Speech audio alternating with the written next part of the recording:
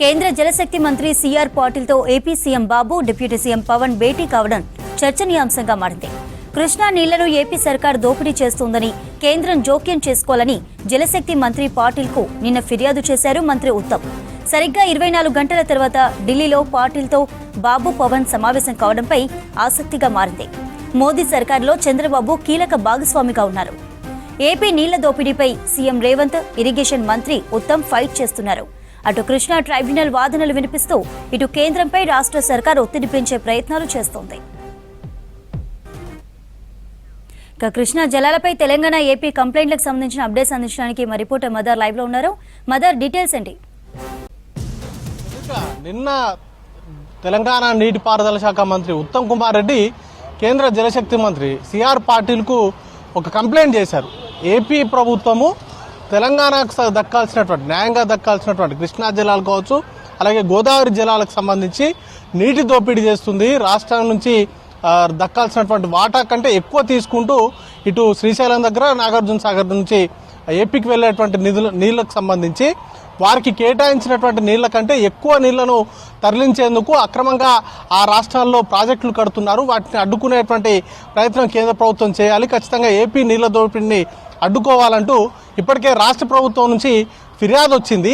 ఈ నేపథ్యంలో ఈరోజు ఉదయం సుమారు 9:30 ప్రాంతంలో కేంద్ర జలశక్తి మంత్రి సిఆర్ పాటిల్ తోటి ఏపీకి సంబంధించిన సీఎం చంద్రబాబు నాయుడు, అలాగే డిప్యూటీ సీఎం పవన్ కళ్యాణ్ ఇద్దరు కూడా సుమారు గంట పాటు భేటీ అయ్యారు. ఆ భేటీలో కీలక అంశాలు పోలవరం, అలాగే బనకచెర్ల ప్రాజెక్టుకు సంబంధించి కీలక అంశాలపైన చర్చలు జరిపారు. దానిలో భాగంగానే బనకచెర్లకు సంబంధించి గోదావరి నీళ్లను తరలించేందుకు ఒక రెగ్యులేటర్ ప్రాజెక్ట్ని తీసుకురావాలని చెప్పి ఏపీ ప్రభుత్వం భావిస్తూ ఉంది.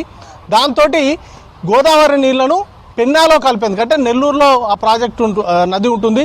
దాంతో నెల్లూరు, ప్రకాశంతో పాటు రాయలసీమకు సంబంధించిన 4 జిల్లాలకు నీళ్లను తరలించేందుకు ఏపీ ప్రభుత్వం ప్రయత్నాలు చేస్తుంది. ఇప్పటికే పోలవరంకి సంబంధించిన ప్రాజెక్టు నిర్మాణంతో ఇటు తెలంగాణకు నష్టం జరగడంతో పాటు గతంలో పట్టిసీమ ప్రాజెక్టు తోటి గోదావరి జలాలను కృష్ణా నీళ్లలో కలిపేటువంటి ప్రయత్నం చేశారు. ఇప్పుడు బనకచెర్ల ప్రాజెక్టును తీసుకొచ్చి గోదావరికి సంబంధించినటువంటి జలాలను పెన్నాలో కలిపేటువంటి ప్రయత్నం చేయడంతో పాటు రాయలసీమ ఎత్తిపోతల పథకం కావచ్చు, అంతకుముందు పోతిరెడ్డిపాడు హెడ్ రెగ్యులేటర్ ద్వారా కృష్ణా జలాలను తరలించేటువంటి ప్రయత్నాలు కావచ్చు, ఇవన్నీ కూడా ఏపీ ప్రభుత్వం చేస్తుంది. దానికి సంబంధించి తెలంగాణకు తీరని నష్టం జరుగుతుంది. వీటిని అడ్డుకోవాల్సిందిగా రాష్ట్ర ప్రభుత్వం నుంచి ఇటు ఓవైపు కృష్ణా ట్రిబ్యునల్లో న్యాయ పోరాటం చేస్తున్నారు, మరోవైపు కేంద్ర ప్రభుత్వానికి సంబంధించిన జలశక్తి శాఖ మంత్రికి ఫిర్యాదు చేస్తూ వాటిపైన ఒత్తిడి పెంచేటువంటి ప్రయత్నం చేస్తున్నటువంటి తరుణంలోనే ఈ ఇద్దరు నేతలు సిఆర్ పాటిల్తో భేటీ అవ్వడం ప్రాధాన్యత సంతరించుకుంది. వాటికి సంబంధించినటువంటి అంశాలపైన కేంద్రంలో ఎన్డీఏ భాగస్వామ్య పక్షాలుగా ఈ 2 పార్టీలు కూడా చాలా కీలకమైనటువంటి పాత్ర పోషిస్తున్నాయి. దాంతో కేంద్ర ప్రభుత్వానికి సంబంధించిన మంత్రులను కలిసి వాటికి సంబంధించి కృష్ణా జలాలకు సంబంధించి తరలించేందుకు అవసరమైనటువంటి అనుమతులు కావచ్చు, లేకపోతే ఆ ప్రాజెక్టులకు సంబంధించినటువంటి వేగవంతంగా పూర్తయ్యేందుకు అవసరమైనటువంటి అనుమతులను సాధించేందుకు ఏపీ ప్రభుత్వం చేస్తున్నటువంటి ప్రయత్నాలకు సంబంధించి ఈరోజు ఒక కీలక భేటీ జరిగినట్టుగా మనం భావించాల్సి ఉంటుంది. పోలవరంకి సంబంధించినటువంటి అంశాలపైన, లేకపోతే బనకచెర్లపైన చర్చించామని చెప్తున్నప్పటికీ కూడా తెలంగాణ ప్రాంతానికి సంబంధించినటువంటి న్యాయంగా దక్కేటువంటి నీటి వాటాను అక్రమంగా ఏపీకి తరలించేందుకు అవసరమైనటువంటి ప్రాజెక్టులకు సంబంధించిన అనుమతులకు సంబంధించి కేంద్ర మంత్రితో చర్చించినట్టుగా సమాచారం అయితే ఉంది. ఇప్పటికే రాష్ట్ర ప్రభుత్వం దీనిపైన అభ్యంతరాలు వ్యక్తం చేస్తూ ఇటు కృష్ణా ట్రిబ్యునల్లో బలంగా తమ వాదనలు వినిపిస్తూ ఉంది.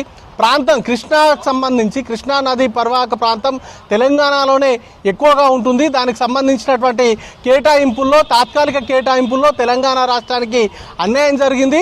ఖచ్చితంగా ఇప్పుడు చేసేటువంటి కేటాయింపులకు సంబంధించి పరివాహక ప్రాంతం ఏ ప్రాంతంలో అయితే ఎక్కువగా ఉంటుందో ఆ ప్రాంతానికే నీళ్ల కేటాయింపులు ఎక్కువ చేయాలనేటువంటి డిమాండ్ తోటి ఓవైపు కృష్ణా ట్రిబ్యునల్లో వాదనలు వినిపించడంతో పాటు ఇటు కేంద్ర మంత్రులపైన కూడా ఒత్తిడి పెంచేందుకు నిన్న ఇప్పటికే నీటిపారుదల శాఖ మంత్రి ఉత్తమ్ కుమార్ రెడ్డి లేఖ రాయడం కావచ్చు, వీటన్నింటిపైన కూడా ఒత్తిడి పెంచేటువంటి ప్రయత్నాలు చేస్తున్నప్పటికీ కూడా ఏపీ ప్రభుత్వం నుంచి ఇటు తెలంగాణకు సంబంధించి తెలంగాణకు న్యాయంగా దక్కేటువంటి నీటి వాటాను ఎలా వాటికి తీసుకెళ్లాలి, వాటికి సంబంధించినటువంటి ప్రాజెక్టుల నిర్మాణానికి సంబంధించినటువంటి అనుమతులకు సంబంధించి ఇటు కేంద్ర ప్రభుత్వం పైన ఏపీ ప్రభుత్వం ఒత్తిడి పెంచేటువంటి ప్రయత్నాలు ముమ్మరం చేసింది. దానిలో భాగంగానే ఈరోజు కీలక సమావేశంలో సుమారు గంట పాటు చర్చలు అనేది కూడా జరిగినటువంటి సిచ్యువేషన్ ఉంది.